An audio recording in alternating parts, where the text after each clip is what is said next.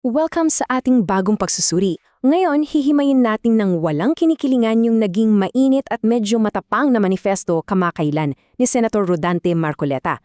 Wala tayong kakampihan dito ha. Ang gusto lang talaga nating gawin ay intindihin kung paano niya binuo yung kanyang mensahe at inilatag yung mga argumento niya base mismo doon sa pahayag na inilabas niya. So tara, simulan na natin. Okay, let's dive right into this. Pakinggan niyo tong linyar to na nagset agad ng napakatapang at madamdaming tono ng kanyang manifesto. Sabi niya, "If I am the only one left standing, I will stand." Grabe yung bigat ng mga salitang yan, di ba?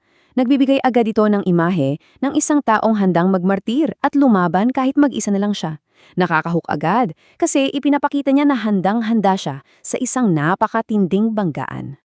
Ang unang bahagi, ang mitya, ang reklamo sa ombudsman. At dito natin makikita yung napakalinaw na pagkakaiba ng dalawang pananaw. Sa isang banda, nandyan yung literal na pangyayari. May opisyal na legal na aksyon na inihain ang ombudsman, isa itong standard na legal na proseso. Pero kung titingnan natin kung paano ito iprinesenta ni Senador Marcoleta, para sa kanya, isa itong kalkuladong atake na binalot lang sa mga legal na salita para patahimikin siya. Hindi niya ito nakikita bilang isang normal na proseso, kundi isang tahasang pag-aatake sa kanyang kalayaan bilang mambabatas. Ikalawang bahagi, tunay na pananagutan, isang bagong kahulugan. Dito na pumapasok kung paano niya binigyan ng bagong kahulugan ang salitang pananagutan. Para kay Marcoleta, ang tunay na proseso ng pananagutan ay dapat may kasamang konkretong ebidensya ng maling gawa. Sa kanyang salaysay, idiniin niya na yung reklamong inihain laban sa kanya ay malayo sa totoong pananagutan. Sa halip, tinawag niya itong isang politikal na makinarya at isang warning shot o babala na sadyang ginawa para paluhurin ng mga taong tulad niyang tumatangging sumunod sa agos. Ginamit niya ang ideyang ito para iparating na isa lang itong pananakot para mapatahimik ang mga kumukontra. Para mas patibayan ang depensa niya, inisa-isa talaga niya kung ano yung mga nawawala sa inihahaing reklamo.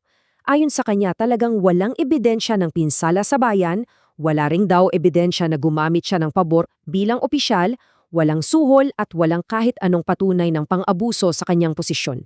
Sa paglista niya ng mga ito, hindi lang niya pinoprotektahan yung sarili niya. Pinapalabas niya na ang laban niya ay laban para sa karapatan ng sinumang senador na malayang makapag-imbestiga ng walang takot. Ikatlong bahagi, ang pag-ikot ng kwento patungo sa flood control scandal. Ngayon, ang talakang nakakawili rito ay kung paano niya idinirekta ang atensyon ng publiko sa ibang bagay.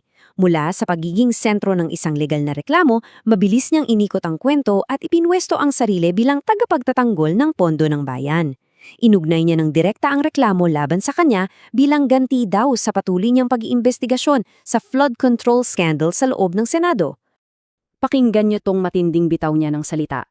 Kung may nangyaring malawakang pagnanakaw mula sa kaban ng bayan, hindi ito ordinaryong korupsyon.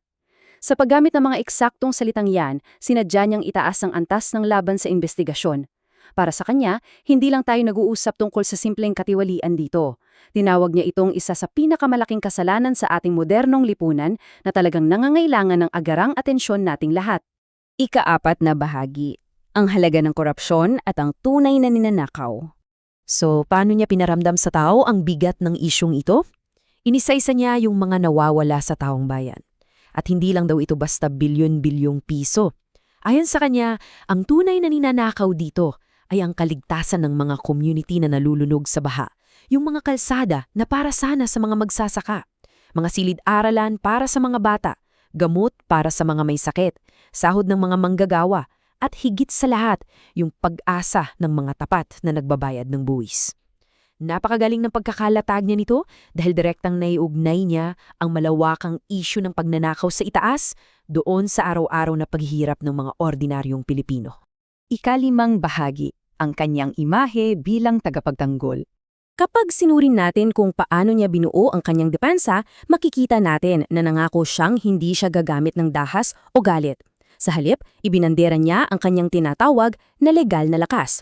Sabi niya, nasa kamay niya ang konstitusyon, ang batas daw ang nagsisilbing kalasag niya, ang katotohanan ang kanyang boses at ang sambayanang Pilipino ang taming dahilan niya para magpatuloy. Isa itong napakakalkuladong pagpoposisyon na siya ay lumalaban gamit lamang ang moralidad at legalidad. Kaya ang pinakamahalagang punto talaga dito ay yung matindi niyang pagtanggi na magpatinag sa takot. Iginiit niya na kahit ang iba ay posibleng manahimik na lang dahil sa mga banta, siya ay hindi magpapapigil. Nilinaw niya na hindi niya hayaang ang pananakot ang magsusulat ng kanyang kwento o magdesisyon sa kanyang boto. Kahit pa sa huli ay mag-isa na lang siyang laglalakad sa landas na ito. At diyan pumapasok yung napakabigat na pagtatapos ng kanyang manifesto. Direktang hinamon niya yung mga taong sa tingin niya ay sinusubukan siyang patahimikin. Sabi niya, hayaang ang mga nag-aarmas sa batas ang sumagot sa kasaysayan. Hayaang ang mga nagnanakaw sa taong bayan ang sumagot sa hustisya. Napakatapang na mensahe, di ba? Matapos nating himayin itong buong pahayag ni Senador Marcoleta mula sa pag-angkin niya sa kanyang kalayaan hanggang sa mga mabigat niyang akusasyon, nagiiwan ito sa atin ng isang napakalalim na tanong na dapat nating pag-isipan.